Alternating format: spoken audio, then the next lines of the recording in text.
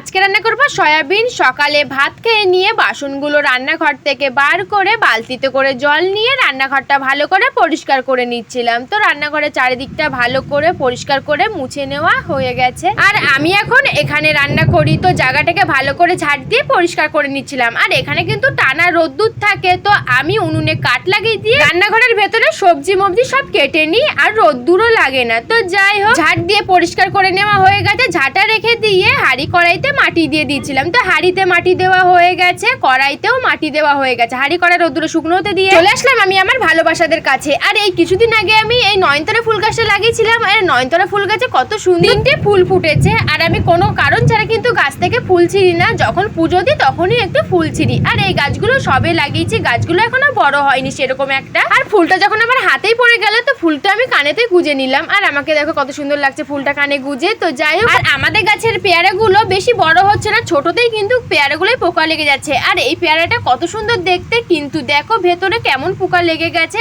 আর তো যাই হোক, ছিঁড়ে নিয়েছিলাম একটা পেয়ারা গাছ থেকে, আর পেয়ারাটাকে আমি কামড়ে কামড়ে খাচ্ছিলাম। এই পেয়ারাটা কিন্তু বেশ ভালো ছিল খেতে, আর পেয়ারার কিন্তু এখনো বীজ হয়নি, কিন্তু তাও টেস্টি ছিল। তো যাই হোক, শিউলি ফুলগুলো মাটিতে কত সুন্দর পড়ে আছে, কিন্তু আমরা তো করাতে পারবো না, কারণ আমার দাদু মারা গিয়ে আজকে 8 দিন হচ্ছে, এখনো 4 পরে পুজো দিতে পারবো। তো যাই হোক, আর এইদিকে আমার নয়নতারা ফুল গাছগুলোই কিন্তু বেশ ফুল হয়েছে। আর এই টাইম ফুলের গাছগুলোই কিন্তু মরে যাওয়ার মতো হয়ে গেছিল। বৃষ্টির জল পেয়ে গাছগুলো কত সুন্দর হয়ে গেছে, আর অনেক সুন্দর সুন্দর ফুলও ফুটেছে। পেঁপে পাকাটাকে ভেঙে আমি আমার এই যে বন্ধুর বাচ্চা, মানে যে সকালে চাল খেতে আসে তারই বাচ্চা, ও তোকে পেঁপে পাকা দিয়েছি, ও খাচ্ছে না, ও ভয় পেয়ে গেছে। তো যাই হোক, বসিয়ে দিয়েছিলাম রান্না। উনুনে ভাত বসিয়ে দিয়ে সবজি কেটে নিচ্ছিলাম। তো প্রথমে কেটে নিচ্ছিলাম ভেন্ডি, আর ভেন্ডিগুলো কুচি কুচি করে কেটে নেওয়া হয়ে গেছে সব। আর ভেন্ডিতে আলু দেবো না, ভেন্ডি ভাজা শুধুই করব।